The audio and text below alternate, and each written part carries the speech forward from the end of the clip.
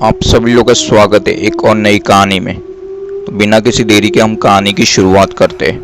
ये कहानी है सैम नाम के लड़के की। सैम गांव में रहता था, लेकिन उसे एक्टिंग करना बहुत ज़्यादा पसंद है। एक्टिंग उसकी पैशन थी, उसकी ज़िंदगी थी। तो वो मुंबई आ गया था। मुंबई सपनों की नगरी है, जहाँ पर बहुत से लोग के सपने पूरे भी होते, कुछ लोग के सपने टूट भी जाते। तो उसी तरह से वो अपना सपना लेके मुंबई आ गया था कि मुझे एक्टिंग करना, मुझे एक्टिंग की दुनिया में ही जाना है।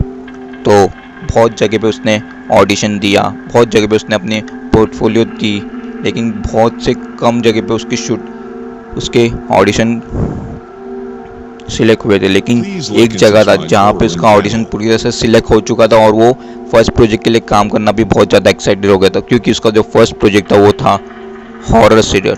और हॉरर सीरियल के लिए उसको शूट करना था, लेकिन उसे बहुत ज़्यादा पसंद आता था हॉरर कहानी सुनना, हॉरर किस्से सुनना और हॉरर चीज़ें एक्सपीरियंस करना। तो वो बहुत ज़्यादा एक्साइटेड था उसके फर्स्ट प्रोजेक्ट के लिए। फिर उसके बाद, क्योंकि जिस जगह पे वो हॉन्टेड सीरियल होने वाला था वो हॉन्टेड जगह था, जिस जगह पे उसकी शूटिंग होने वाली थी वो जगह ही पूरी तरह से हॉन्टेड था, और उस जगह पे जो होटल था वो भी पूरी तरह से हॉन्टेड था। लेकिन इसे नहीं पता था सैम को कि वो होटल भी हॉन्टेड है। तो जैसे जैसे अपना शूट था आधा कंप्लीट कर चुका था। आधा कंप्लीट करने के बाद वो गया आराम करने के लिए रूम में। जैसे ही आराम करने के लिए गया, उसके 5 या 10 मिनट बाद ही उसकी आँख खुल गई और उसका जो चेहरा था एकदम से पसीना पसीना हो गया था। इधर आसपास देखा तो कोई भी नहीं था, क्योंकि वो सपने में उसने देखा कि एक औरत थी उसके बाजू में आके बैठी और उसको बोलती कि तू यहाँ से चला जा, ये मेरा होटल है, ये मेरा जगह है, तू यहाँ पे मत रह वरना तू और तेरी पूरी टीम मारी जाएगी। सोच ले और यहाँ से चला जा, चाहे जो कुछ भी हो जाए, यहाँ पे तू रुकना मत, नहीं तो तू मर जाएगा। वो बोलता है कि नहीं, मैं यहाँ पे शूट करने को आया हूँ, तो मैं पूरी तरह से शूट करूँगा, उसके बाद जाऊँगा। तू कौन होती है बोलने वाली? उतना बोलने के बाद वो जो औरत थी उसका गला दबा रही थी। वो जैसे जैसे अपना आँख खोल रहा था, लेकिन उसकी आँख खुल ही नहीं पा रही थी। जैसे जैसे अपने आप को उसने छुड़ाया और उसके बाद देखा तो वहाँ पे कोई भी नहीं था। उसके बाद उसके दोस्त लोग आए उसको बुलाने के लिए, शूट करने के लिए। फिर वो शूट करने के लिए वापस चला गया। फिर उसने शूट वूट कंप्लीट कर लिया। उसके बाद वापस वो आराम करने के लिए गया, लेकिन इस बार बोला कि मैं सोऊंगा नहीं, अगर सोऊंगा तो फिर से वो औरत आ जाएगी। उसके बाद वो बैठा हुआ था, जगा हुआ था। उसके बाद दरवाजे पर धक-धक हुई, नॉक नॉक हुआ। 1 टाइम हुआ, 2 टाइम हुआ, 3 टाइम हुआ, उसके बाद बहुत ज़्यादा हुआ, लेकिन फिर भी वो दरवाज़ा नहीं खोला। वो सोचा कि अगर वो खोल दूंगा तो फिर वहाँ पे वो औरत होगी और वो मुझे मार देगी, इसके लिए वो खोल रहा नहीं था। और उसके बाद फिर बाद में जैसे उसने खोला तो देखा तो वहाँ पे कोई भी नहीं था। उसके सब जितने भी टीम क्रू मेंबर्स थे वो सभी लोग उधर बाहर शूट कर रहे थे। तो वो यहाँ पे कौन आया था? फिर से हसनबल हो गया था, सोच में पड़ गया था, हैरान हो गया था कि यहाँ पे कौन आ रहा है, ये होटल हॉन्टेड क्यों है? होटल हॉन्टेड है या फिर ये रूम हॉन्टेड है?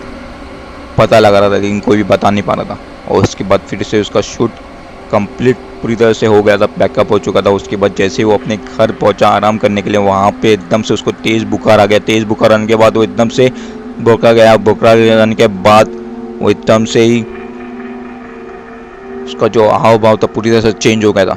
वो गाली दे रहा था, तो कभी कुछ चिल्ला रहा था, तो कभी रो रहा था, तो कभी हंस रहा था, कभी दोस्त लोगों को कुछ भी बोल रहा था। तुम लोग यहाँ से चले जाओ, तुम लोग यहाँ से चले जाओ, वरना तुम सबके सब मारे जाओगे। मैं तुम सब लोग को मार दूंगा, मैं किसी को भी नहीं छोड़ूंगा, ना इसको भी छोड़ूंगा ना तुम लोग को छोड़ूंगा। अब तुम लोग ही डिसाइड कर लो, तुम लोग को यहाँ से जाना है या फिर रुकना है। सोच लो वरना तुम सबके सब मारे जाओगे। जोर जोर से हंसने लगा था। ये सब देख के उसके दोस्त लोग और ज़्यादा डर गए थे। लेकिन उसके बाद कुछ दूरी पे एक बाबा था जो कि भूत भूत भगाता था। तो जैसे तैसे उन लोगों ने इससे उसकी जगह पे लेके गए। जैसे ही वो सीढ़ी के ऊपर उसने पैर रखा था, उसके बाद एकदम से चिल्लाने लगा, तुम लोग मुझे छोड़ दो, मुझे छोड़ दो, मुझे जाने दो, मुझे यहाँ से जाना है, मुझे मत लेके जाओ वहाँ पे, तो तुम सब लोगों को मैं मार दूंगा, छोड़ दो मुझे, मेरे को यहाँ से जाने का है, जाना है मुझे, छोड़ दो वरना तुम सबके सब मरे जाओगे। बोल दिया ना मैंने छोड़ने को, छोड़ क्यों नहीं रहे हो, छोड़ो। लेकिन जैसे उसे बाबा के लेके गए, जैसे उस बाबा ने फूंक मारा, उसके बाद एकदम से चिल्लाने लगा वो जोर जोर से, रोने लगा, बोला मैं नहीं छोड़ूंगा इसे नहीं छोड़ूंगा मैं, मुझे छोड़ दो, मुझे जाने दो, मैं इसे मार के रहूंगा, ये मेरे जगह पे आके इसने बहुत कुछ ऐसा किया है, तो छोड़ दो, मुझे छोड़ दो। लेकिन उसके बाद जैसे जैसे वो बाबा ने फूंक मारते गया उसके बाद जाके वो उसके अंदर से आत्मा निकली। लेकिन उसके बाद बाबा को पूछने लगे सब लोग कि इसने क्या किया था, क्यों उसके अंदर घुसी थी। तो वो बोला जिस होटल में रुका था ना, ये वो होटल हॉन्टेड नहीं था ना, वो रूम हॉन्टेड था। ये जब भूत की शूटिंग कर रहा था ना, इसीलिए इसके दिमाग में सब कुछ वही चल रहा था कि कोई आत्मा हो सकती, कोई चुड़ैल हो सकती है, ये हो सकती है, वो हो सकती है। जिस औरत का इसने शूट किया हुआ था, तो इस वजह से उसके दिमाग में वो सब चल रहा था। और उसके बाद जैसे ही वो रूम पे गया हुआ था, तो उसके रूम पे जाने के बाद जैसे ही वो सो रहा था, तो उसके दिमाग में वही सब कहानी चल रही थी बार बार। तो इस वजह से उसे औरत दिख रही थी, उसकी आत्मा दिख रही थी, ऐसा कुछ वो नहीं था। लेकिन जिस जगह पे तुम लोग शूट कर रहे थे वो जगह हॉन्टेड था, उस जगह पे बहुत से लोग की मर्डर हो चुकी थी। और ये जिस जगह पे शूट किया उस जगह के बाद ये पेड़ पे गया, पेड़ पे जाने के बाद उसने टॉयलेट कर दी। वो सबसे बड़ी गलती थी उसकी, उसे नहीं करना चाहिए था। उस जगह पे वो आत्मा थी, वो जग गई थी और उसके बाद उसके अंदर घुस गई थी। अगर ये जब तक उस पेड़ पे जाके माफ़ी नहीं मांगेगा, जब तक वो उससे नहीं छोड़ती थी।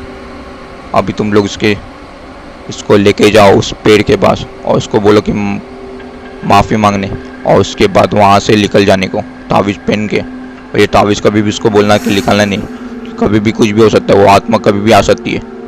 अभी तो चली गई है लेकिन कभी भी आ सकता है। तो वो लोग वैसे ही किए, उस सैम को लेके गए। सैम ने माफ़ी भी मांग दिया, लेकिन उसके बाद से कभी वो शूट कर रहा नहीं था। कोई भी हॉरर प्रोजेक्ट होता था वो मना कर देता था, बाकी दूसरे प्रोजेक्ट कर लेता था, लेकिन हॉरर प्रोजेक्ट कभी भी नहीं करता था वो। उसे हमेशा ऐसे ही लगता था कि कोई आसपास है उसके, लेकिन जब तक वो तावीज़ है उसके पास तो कुछ नहीं हुआ उसको। अगर आप लोग को ये कहानी, ये किस्सा अच्छा लगा हो तो लाइक कर देना, कमेंट कर देना, सब्सक्राइब कर देना चैनल को। अगर चैनल पर नए रहोगे तो शेयर कर देना अपने सारे दोस्तों के साथ, कि ऐसी कहानी, ऐसा किस्सा मैं हमेशा लाते रहता हूँ। आपसे मिलता हूँ next time. Till then bye.